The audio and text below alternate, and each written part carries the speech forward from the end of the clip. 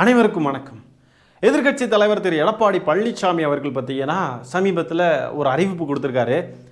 ஒவ்வொரு குடும்பத்துக்கும் பார்த்தீங்கன்னா கருணை தொகையாக 10,000 ரூபா வழங்கப்படுமா அவர் ஆட்சிக்கு வந்தால். எடப்பாடி பழனிசாமி அவர்களே, தமிழ்நாட்டு மக்களை பார்த்தா உங்களுக்கு பிச்சைக்காரங்க மாதிரி தெரியுதா?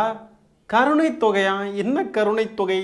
மாண்புமிகு முதலமைச்சர் திரு மு.க. ஸ்டாலின் அவர்கள் பார்த்தீங்கன்னா நாங்கள் பெண்களுக்கு 1000 ரூபாய் மகளிர் உரிமை தொகை கொடுப்போம் அப்படின்னு சொல்லி அறிவிச்சப்போ அதெல்லாம் எப்படி கொடுக்க முடியும், அதெல்லாம் கொடுக்க முடியாது அப்படின்னு சொல்லி உருட்டிக்கிட்டு இருந்த எடப்பாடி பழனிசாமி அவர்கள் பார்த்தீங்கன்னா இப்போ சமீபத்தில் கொஞ்ச நாளைக்கு முன்னாடி அவரு ஒரு அறிவிப்பு கொடுத்தாப்புல. அந்த அறிவிப்பில் பார்த்தீங்கன்னா நாங்கள் பெண்களுக்கு அந்த 1000 ரூபாய் உரிமை தொகையை நாங்கள் 2000 ரூபாய் ஆக்குவோம், ஆண்களுக்கும் கட்டணம் இல்லாத பேருந்து சேவையை நாங்கள் கொடுப்போம் அப்படின்னு சொன்னது மட்டும் இல்லாமல் இப்போ பார்த்தீங்கன்னா நாங்கள் வந்து குடும்பங்களுக்கு கருணை தொகையாக 10,000 ரூபா கொடுப்பேன் அப்படின்னு சொல்லிட்டு அறிவிச்சிருக்காப்புல. நம்மளை பார்த்து இதெல்லாம் செய்ய முடியாதுன்னு சொல்லிட்டு இப்போ அவர் பார்த்தீங்கன்னா அவர் கண்டமேனிக்கு அடிச்சு விட்றாப்புல 10,000 ரூபா கொடுப்பாராம். கருணை தொகையாம். 1000 ரூபாயே கொடுக்க முடியாதுன்னு சொன்னீங்களே எடாப்ஸ் ப்ரோ, 10,000 ரூபா மட்டும் எப்படி கொடுக்க முடியும்? திமுக கொண்டு வரக்கூடிய திட்டங்களை எல்லாம் பார்த்து வயிறு எரிஞ்சு போய் பயந்து போய் நம்ம தோத்துருவோன்ற பயத்தில் கண்டதையும் அடிச்சு விடுறது. ஜெயிச்சா தானே கொடுக்கணும், அதனால அடிச்சு விடுறது. பாஜக இந்த மாதிரி தான் பொய்யான வாக்குறுதிகளை கொடுத்து ஜெயிச்சதுக்கு அப்புறம் மக்களுக்கெல்லாம் பட்டையை போட்டு விட்டுருவாங்க. தோத்ததுக்கு அப்புறம் பார்த்தீங்கன்னா நாங்கள் ஜெயிச்சிருந்தா இதெல்லாம் செஞ்சுருப்போம், தமிழ்நாட்டு மக்கள் இதெல்லாம் மிஸ் பண்ணிட்டாங்கன்னு சொல்லிட்டு புது விதமாக வேற விதமாக உருட்டுவாங்க பாருங்க. தோல்வி பயம் ஒரு பக்கம் துரத்துது, நம்ம அரசியல் அனாதையாக்கப்பட்டு விடுவோமோ என்ற பதட்டம் ஒரு பக்கம் துரத்துது. இந்த ரெண்டும் ஒரு கலவையாக கலந்து உச்சகட்ட வேதனையிலையும் விரக்தியிலையும் கண்டதையும் உளறிக்கிட்டு இருக்காப்புல நம்ம எதிர்க்கட்சி தலைவர் திரு எடப்பாடி பழனிசாமி அவர்கள். என்னடா இது, எங்கள் எடாப்ஸ் ப்ரோவுக்கு அந்த சோதனை பார்க்கவே ரொம்ப பரிதாபமாக இருக்குது. இதுவும் பார்க்க அந்த 15 லட்சம் கதை மாதிரியே இருக்கு இல்லையாங்க. 15 லட்சம் எல்லாரோட அக்கௌண்ட்டுக்கு போட்டு விடுவேன் நீங்க இன்னும் வரைக்கும் போட்டு விடலை.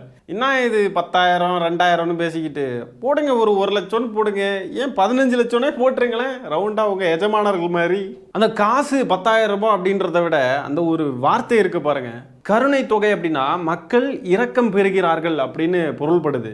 உரிமை தொகை அப்படின்னா அது வேற மாதிரி கம்ப்ளீட்லி மக்களுடைய உரிமை காசு, அது உரிமை தொகை அப்படின்னு அது மீனாகுது. அந்த வார்த்தைகளில் கூட என்ன போடுறோம், என்ன மக்கள்கிட்ட என்னத்தை சொல்கிறோன்னு இல்லாமல் கருணை தொகையா நம்ம கொண்டு வரக்கூடிய திட்டங்களுக்கோ நம்ம மக்களுக்கு செய்யக்கூடிய விஷயங்கள்லையோ நம்ம சூட்டக்கூடிய அந்த பேர் இருக்கு பாருங்க, அந்த பேரே போதும் அவங்க என்ன மாதிரியான ஒரு மனநிலையில் இருக்காங்க அப்படின்றத தெரிவிக்கிறதுக்கு. பெண்களுக்கு பேருந்து பயணம் இலவசம்னு சொன்னால் அது வேற மாதிரி இருக்கும், பெண்களுக்கு கட்டணம் இல்லாத பேருந்து சேவைன்னு சொல்றது வேற மாதிரி இருக்கும். ஸோ இந்த மாதிரி வார்த்தைகள், இந்த மாதிரி கொண்டு வரக்கூடிய திட்டங்களுக்கு வைக்கக்கூடிய பெயர்கள்லேயே நம்மை ஆளக்கூடியவர்கள் என்ன மாதிரியான மனநிலையில் இருக்காங்கன்றதை நம்ம தெரிஞ்சுக்க முடியும்.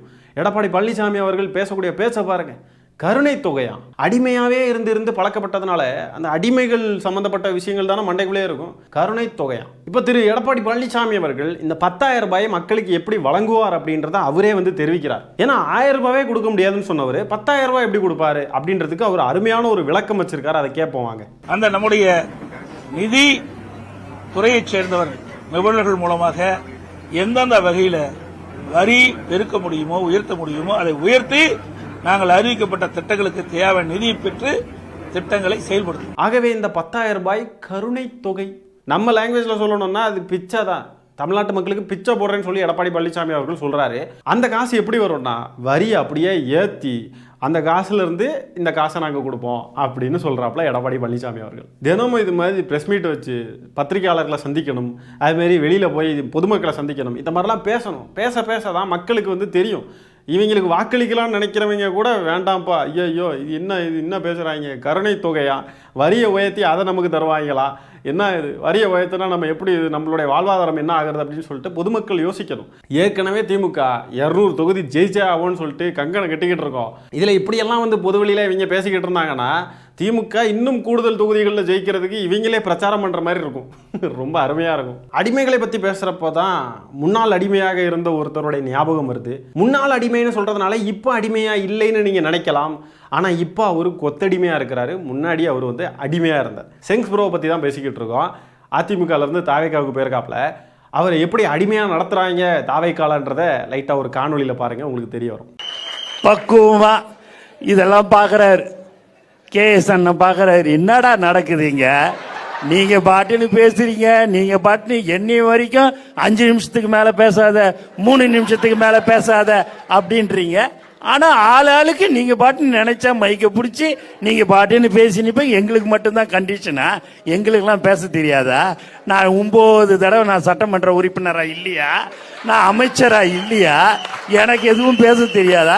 நீங்களாவே ஒரு தீர்மானம் போட்டுறீங்க, அதை இன்னான்னு பண்றீங்க. என்னடா நடக்குதுன்ற மாதிரி தான் எங்க அண்ணன் வந்து அது மாதிரி பாக்குறாரு.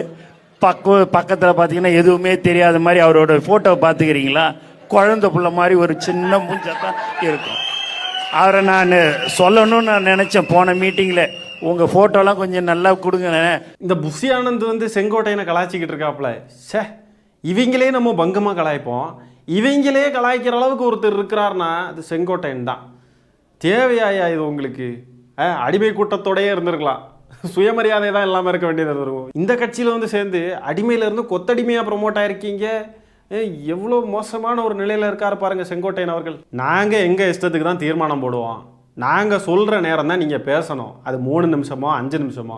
நீங்கள் 9 தடவை எம்எல்ஏவாக இருங்க, எவ்வளோ நேரம் வேணால் மினிஸ்டர் ஆயிருங்க, எங்களுக்கு அதை பற்றியெல்லாம் கவலை கிடையாது. இங்கே நாங்கள் வச்சது தான் சட்டம், இவ்வளோ தான் உங்களுக்கு மரியாதை அப்படின்னு சொல்லி அவ்வளோ மட்டமாக நடத்துகிறாங்க அந்த ஆளை. அவரும் சிரிச்சுக்கிட்டே இருக்காப்புல.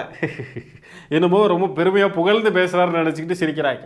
இந்த கோமாளி கூட்டமெல்லாம் கலாய்க்கிற அளவுக்கு மிகப்பெரிய கோமாளியாக இருக்கீங்களே திரு செங்கோட்டையன் அவர்களே. அது போக புஷி ஆனந்த் இதே மேடையில் பேசுகிறப்ப சொல்லியிருக்காரு, நாங்கள் 180 தொகுதியில் ஜெயிப்போம், கிட்டத்தட்ட 175லேருந்து 180 தொகுதி நாங்கள் ஜெயிச்சிரும் அப்படின்னு சொல்லியிருக்காப்புல. எதுக்கு 180 அப்படி இப்படின்ட்டு? எல்லா தொகுதியும் நாங்கள் தான் சொல்லியிருங்க, ஸ்வீப், கம்ப்ளீட் ஸ்வீப்னு சொல்லிருங்க, முடிஞ்சு போச்சு. எதுக்கு இப்படிலாம் சின்ன சின்ன நம்பர்ஸ்? மிச்சம் இருக்கிற 54 தொகுதி எப்படி மிஸ் ஆச்சுன்னு நான் யோசிக்கிறேன். எப்படி விட்டாங்க அந்த 54 தொகுதியிலே? தாவேக்கா ஸ்ட்ராங்கா இல்லையா? எப்படி அதை விட்டீங்க நீங்க? இவங்களுடைய கற்பனை திறன் இருக்கு பாருங்க, வேற லெவலுங்க. வேற ஒரு உலகத்தில் வாழ்றாங்க. இவங்களுடைய உலகத்துக்குள்ளே போய் பார்க்கணுன்னு ஆசையாக இருக்குது. ஒரே ஒரு நாள் வாழ்ந்து பார்க்கணும். டிஃப்ரெண்ட்டாக யோசிக்கிறாங்க, டிஃப்ரெண்ட்டாக வாழ்கிறாங்க. ரியாலிட்டி என்னன்னே தெரியாமல் சோசியல் மீடியாவை பார்த்து வாழ்ந்துக்கிட்டு இருக்காங்க. தலைவர் முதல் தொண்டன் வரையும் அத்தனை பேரும் தமிழ்நாட்டு மக்களை ரொம்ப சாதாரணமாக எடை போட்டுக்கிட்டு இருக்காங்க. இதை தாவேக்கான்ற கட்சி அடே நாங்கள் தான் ஜெயிச்சிடறோம், நீங்கள் ஜெயிக்கிற அளவுக்கு உங்களுக்கு ஓட்டு போட்டு மக்கள்லாம் தேர்ந்தெடுப்பாங்கன்னு நீங்கள் சொல்கிறீங்கன்னா தமிழ்நாட்டு மக்களை கொச்சப்படுத்தும் விதமாக தான் இருக்குது. தமிழ்நாட்டு மக்கள் என்ன அவ்வளோ அறிவில்லாதவர்களா? என்ன நினச்சிக்கிட்டு இருக்காங்க பாருங்கள் இந்த தாவேக்கா அதிமுகலாம். கருணை தொகை, இந்த கருணை தொகைன்ற வார்த்தையை பார்த்துக்கிட்டு தமிழ்நாட்டு மக்கள்லாம் இவங்களுக்கு ஓட்டு போடுவோம், கருணை தொகை தருவாங்க அப்படின்னு நினச்சிக்கிட்டு ஓட்டு போடுவாங்கன்னு நினைக்கிறாங்க. நம்ம தான் ஆட்சி அமைப்போம், நம்ம தான் வந்து 180 தொகுதி ஜெயிப்போம் அப்படின்லாம் சொல்கிறப்போ தமிழ்நாட்டு மக்கள் இந்த தற்குறி கூட்டத்துக்கு வாக்களிப்பாங்கன்னு நினச்சிக்கிட்டு தமிழ்நாட்டு மக்களை இழிவாக நினச்சிக்கிட்டு இருக்கானுங்க இந்த தற்குறி கூட்டம். முதல்ல 180 தொகுதிக்கு வேட்பாளர் இருக்காங்களா ஐயா, மக்களால் அறியப்பட்டவர்கள், மக்களுக்கு நல்லா உதவி செய்வாங்கப்பா, இவங்களுக்கு ஓட்டு போடலாம் அப்படின்னு சொல்லி மக்கள்லாம் தெரிஞ்சுக்கிற அளவுக்கு ஒரு வேட்பாளர் இருக்காங்களா தாவேக்கால? எல்லா தொகுதியில 180 தொகுதியில் இப்படி ஒரு தகரடப்பா கட்சி ஒன்றும் கிடையாது, ஒன்றும் தெரியாது. 180 தொகுதியில் ஜெயிப்பாங்களாம், புடுங்குவீங்க. சரி மக்களை, இந்த காணொலியை நான் இத்துடன் நிறைவு செய்து கொள்கிறேன். நன்றி, வணக்கம். வருகின்ற தேர்தலில் மீண்டும் வெற்றி பெற்று தமிழகத்தின் முதல்வராக நமது மாண்புமிகு தலைவர் மு.க. ஸ்டாலின் அவர்கள் வர வேண்டும் என்று புரட்சி தலைவர் எம்ஜிஆர் ஆசியோடும் புரட்சி தலைவி அம்மா ஆசியோடும் மீண்டும் மீண்டும் வர வேண்டும் என்று இந்த நேரத்தில் நான் அவர்களை வாழ்த்தி எங்கள் அண்ணன் OPS அவர்களின் வாழ்த்துக்களோடு நான் நன்றி கூறி எனது தொகுதி மக்களுக்கு நன்றி கூறி விடைபெறுகிறேன். நன்றி, வணக்கம்.